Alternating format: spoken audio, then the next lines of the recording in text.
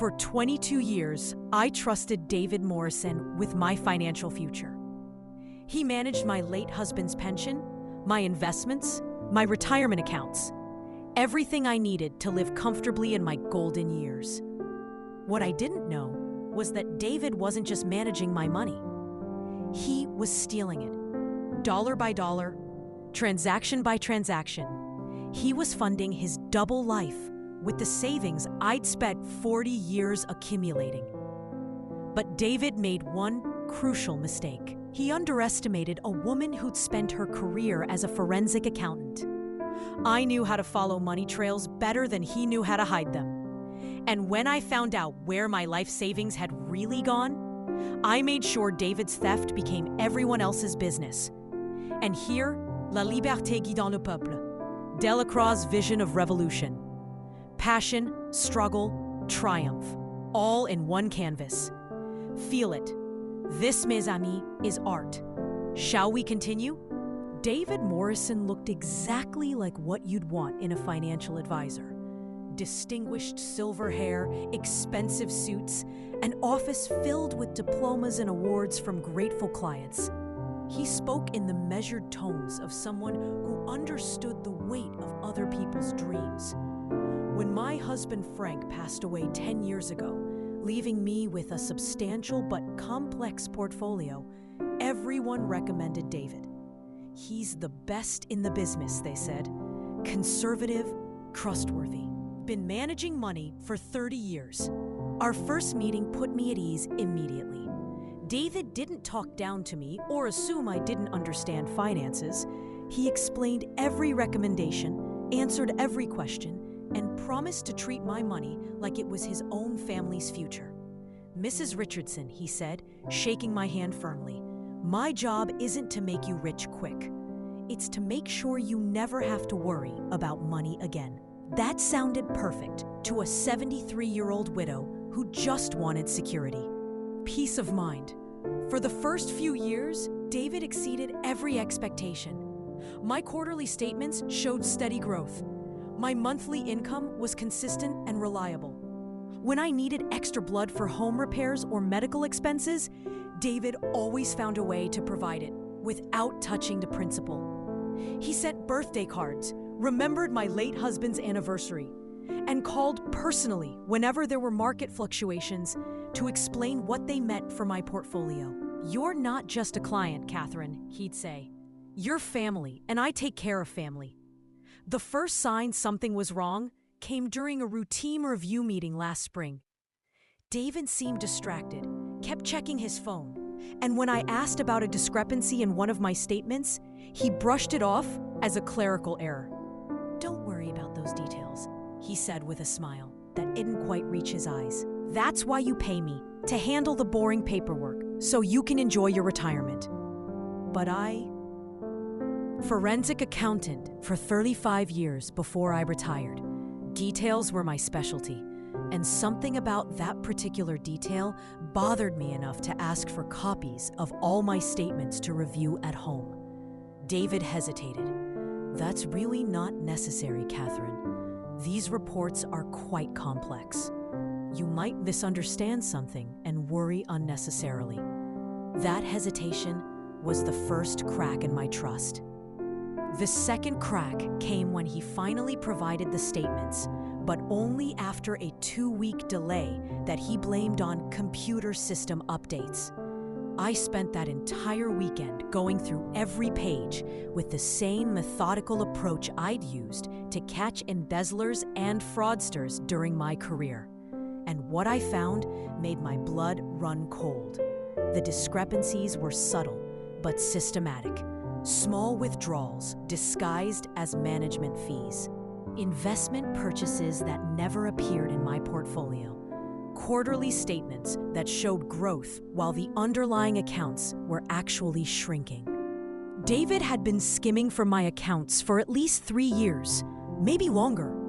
But he was clever about it, taking small amounts from different funds, timing the thefts to coincide with market volatility that would mask the missing money. If I hadn't been trained to spot financial manipulation, I might never have noticed. But once I knew what to look for, the pattern became unmistakable. Over the next month, I quietly gathered evidence. I requested documents directly from the investment firms David used, claiming I was updating my estate planning.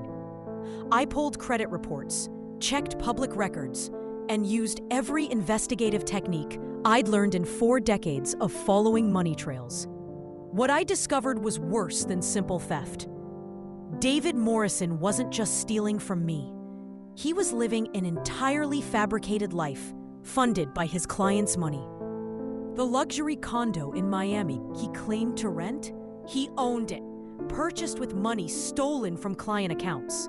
The expensive car he drove, paid for with unauthorized withdrawals from retirement funds. The elaborate vacations he posted on social media, financed by elderly people who trusted him with their life savings. But the most infuriating discovery was Jessica Martinez, David's executive assistant, who'd been introduced to me as a recent business school graduate he was mentoring. Jessica wasn't his assistant. She was his mistress, and David had been spending my money on her like a lovesick teenager with unlimited credit. The designer handbag she carried, purchased with funds from my IRA. The jewelry she wore to David's office Christmas party, bought with money from my husband's pension account. The spa treatments, the shopping trips, hotel suites in San Francisco, charged to my investment account. Expensive dinners at restaurants I'd never heard of, paid for with money I thought was earning dividends. Even the down payment on Jessica's new car, $25,000, withdrawn from my emergency fund, while David told me the money was being temporarily transferred for tax optimization. David had stolen over $400,000 from my accounts over 3 years. And he'd spent most of it buying affection from a woman young enough to be his daughter. But David Morrison had made a critical error. He'd chosen to steal from someone who understood exactly how financial crimes worked and exactly how to prove them in court. I didn't confront David immediately. Instead, I did what I'd done for 35 years in my professional life. I built an airtight case that would destroy him completely. First, I documented everything. Every forged signature, every unauthorized transaction, every lie he'd told about where my money was going. I created spreadsheets that traced every stolen dollar from my accounts to David's personal expenses. Then I contacted the other victims, because someone running a scheme this sophisticated was almost certainly stealing from multiple clients. I was right. Within 2 weeks, I'd identified 6 other elderly clients who'd experienced similar administrative errors and temporary transfers in their accounts. Together, David had stolen over $2 million from people who'd trusted him with their financial futures. We formed what we called the Morrison Accountability Group, 7 women between the ages of 68 and 82 who'd been systematically robbed by the man they'd hired to protect them.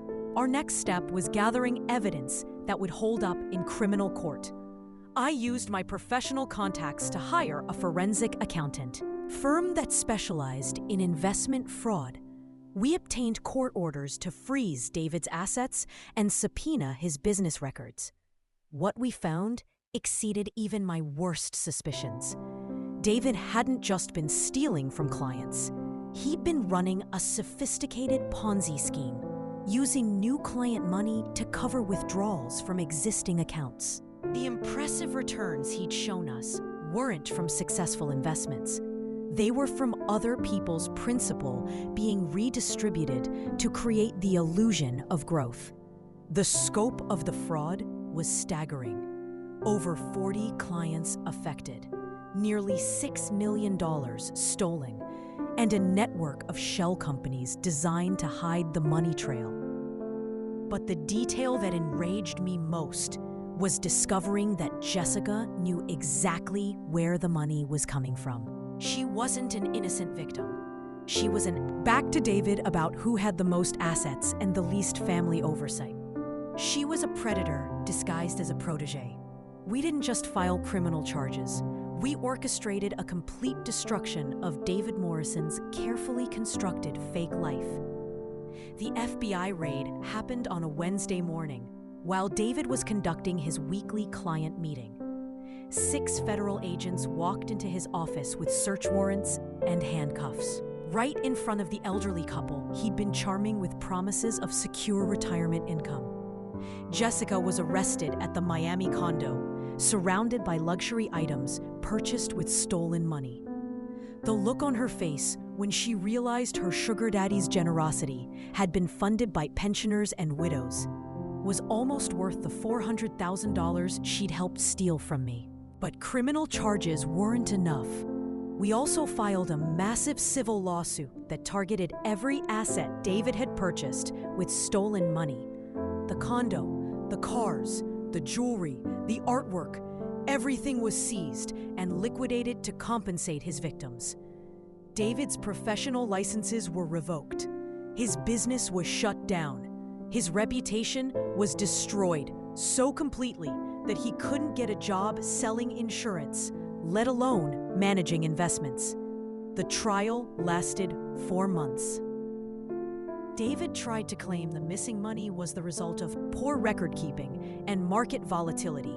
But when faced with $2 million worth of forensic evidence compiled by 7 elderly women who'd spent their careers in finance, accounting, and law, his defense fell apart completely. The judge sentenced him to 12 years in federal prison and ordered full restitution to all victims. Jessica received 6 years for her role in the scheme. I got my money back, every penny, plus interest and damages, serving elderly clients with the transparency and respect we deserve.